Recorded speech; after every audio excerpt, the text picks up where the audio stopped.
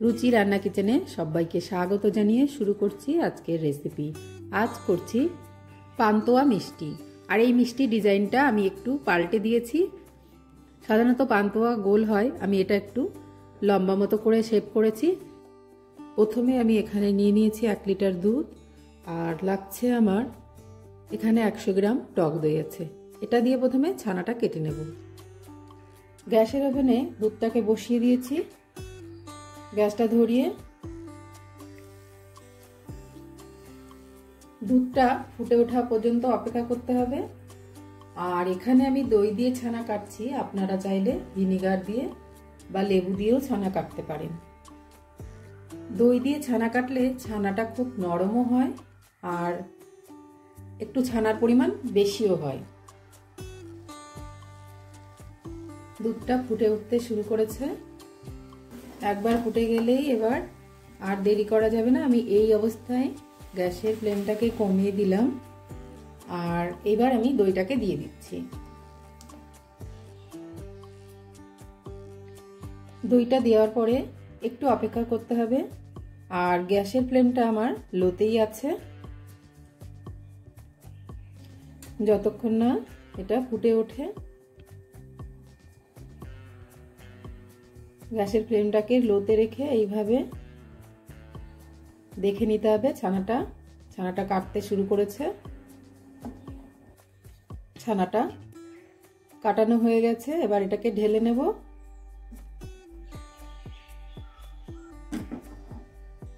এবার আমি একটি বোল নিয়ে নিয়েছি, আর এর উপরে একটি ছাকনা দিয়ে দিচ্ছি, আর তার উপরে আমি একটি এরকম সাদা সুতির কাপড় দিয়ে নিলাম।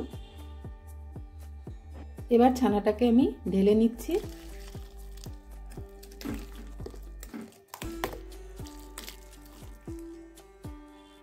এবার এটাকে এইভাবে একটা পুটলির আকারে আমি বেঁধে নিচ্ছি।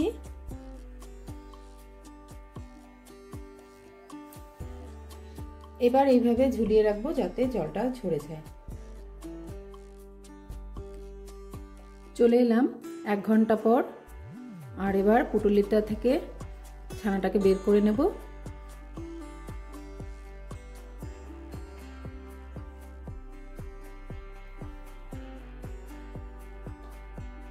এবার ছানাটাকে একটু ভেঙে নিচ্ছি হাত দিয়ে।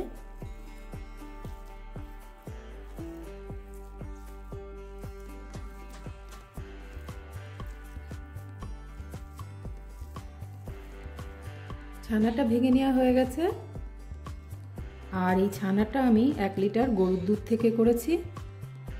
এবার দিয়ে দিচ্ছি 2 চামচ ময়দা,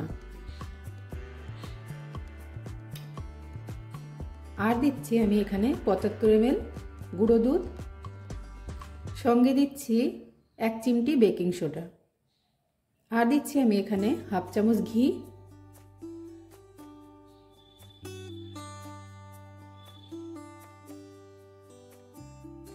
এবার এই সমস্ত উপকরণটা ভালো করে মিশিয়ে নেব। মিশিয়ে একটা ডোয়ের মতো তৈরি করে নেব। এটা ডোটাকে খুব মসৃণভাবে মেখে নিতে হবে, হাতের সাহায্যে ঠেসে ঠেসে এইভাবে।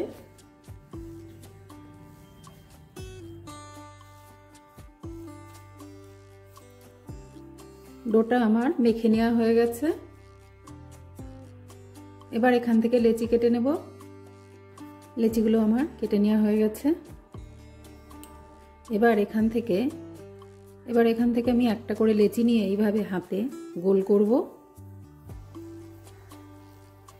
তারপরে এইভাবে চ্যাপটা করে নেব। নিয়ে এটাকে থালার সঙ্গে এইভাবে একটু ছড়িয়ে দেব। এরকম একটু চ্যাপটা করে নিলাম। এবার এইভাবে কেটে নেব মাঝখানটা থেকে, এইভাবে সমানভাবে কেটে নেব। এইভাবে আমি প্রত্যেকটা বানিয়ে নেব। আর একটাও আপনাদেরকে দেখিয়ে দিচ্ছি। প্রথমে এইভাবে গোল করে নিতে হবে ভালো করে, তারপরে এইভাবে হাতের সাহায্যে চ্যাপটা করে নিয়ে থালায় একটু হালকা প্রেসার দিয়ে চেপে নিতে হবে। এবার এরও মাঝখান থেকে এইভাবে কেটে নেব সমানভাবে। খুবই সহজভাবে হয়ে যাবে এটা।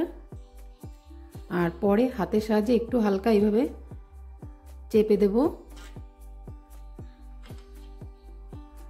চারিপাশটা।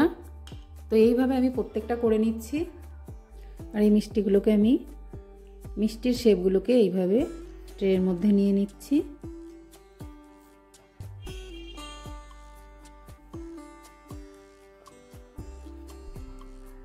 মিষ্টির শেপগুলো আমার তৈরি করে নেওয়া হয়ে গেছে। আমি একটি ফ্রাই প্যান নিয়ে নিয়েছি আর এতে দিয়ে দিচ্ছি আমি সাদা তেল। তেলটা হালকা গরম হলে এতে আমি মিষ্টির শেপগুলোকে দিয়ে দেব।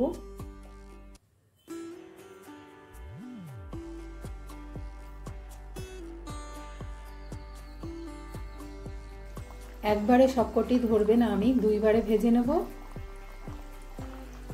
গ্যাসের ফ্লেমটা আমার লোতে আছে।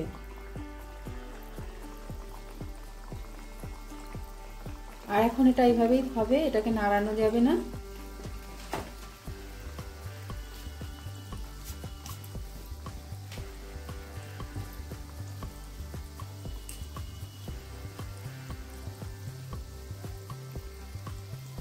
দেখুন এটা নিচ থেকেই উপরে ভেসে উঠেছে।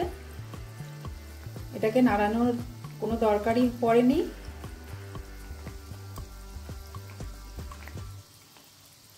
এবারে ভেসে ওঠার পরে একে আমি উল্টে দিচ্ছি। দেখুন কত সুন্দর ফুলে গেছে মিষ্টিটা। আর এইভাবে একটু উপর থেকে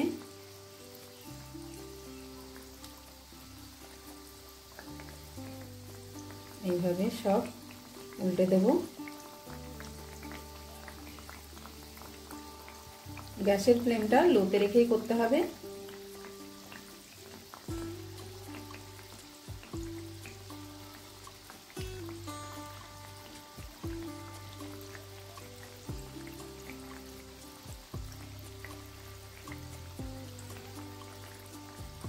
এবার এগুলোকে উল্টে পাল্টে লাল লাল করে ভেজে নিতে হবে।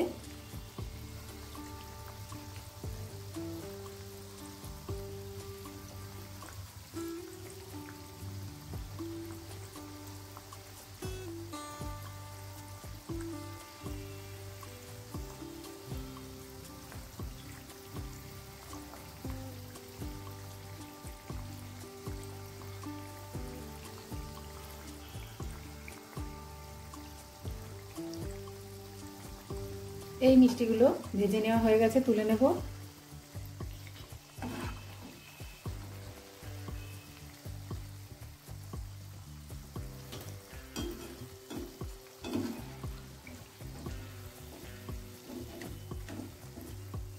এবার বাকিগুলোকেও একইভাবে ভেজে নেব।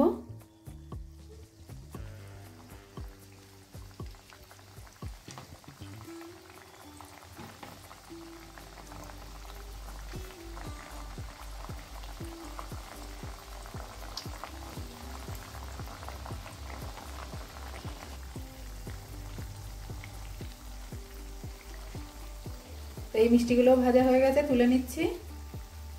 ওভেনে আমি আরেকটি কড়াই বসিয়ে দিয়েছি আর এতে আমি দিয়ে দিচ্ছি 1 বাটি চিনি।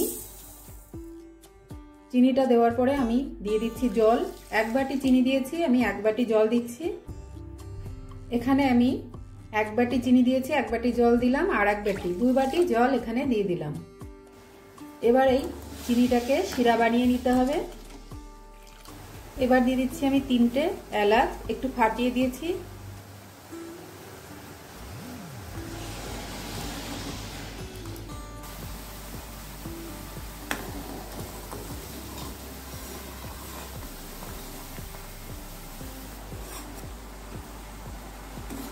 মিডিয়ামে রাখছি গ্যাসের ফ্লেমটা, এতক্ষণ হাইতে ছিল। আর এবার দেখে নিতে হবে শিরাটা খুব ঘন হওয়ার দরকার নেই, মোটামুটি চিটচিটে হলেই হবে। সেটা হয়ে গেছে। গ্যাসের ফ্লেমটাকে লোতে করে দিলাম আর এটা এবার আমি মিষ্টিগুলোকে দিয়ে দেবো।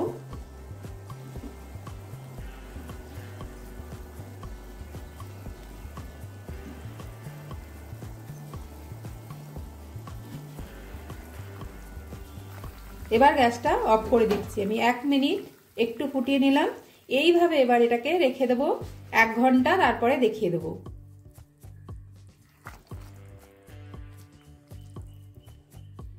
এইভাবে একটু নাড়িয়ে দিলাম গ্যাসের ফ্লেমটা বন্ধ করে। সমস্ত মিষ্টিগুলো আমার তৈরি করে নেওয়া হয়ে গেছে। আর এইভাবে আপনারা একবার মিষ্টি বানিয়ে দেখুন, খেতে খুবই ভালো লাগবে। মিষ্টিগুলো খেতেও খুব ভালো হয় আর বানানোও খুব সহজ। এইভাবে একবার আপনারাও মিষ্টি বানিয়ে দেখুন, খুব সহজেই মিষ্টিটা হয়ে যাবে। আর রেসিপিটা কেমন লাগলো কমেন্ট করে জানাবেন। ভালো লাগলে চ্যানেলটা সাবস্ক্রাইব করে সঙ্গে থাকবেন।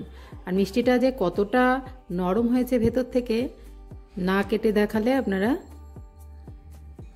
দেখুন কতটা সফট হয়েছে মিষ্টি।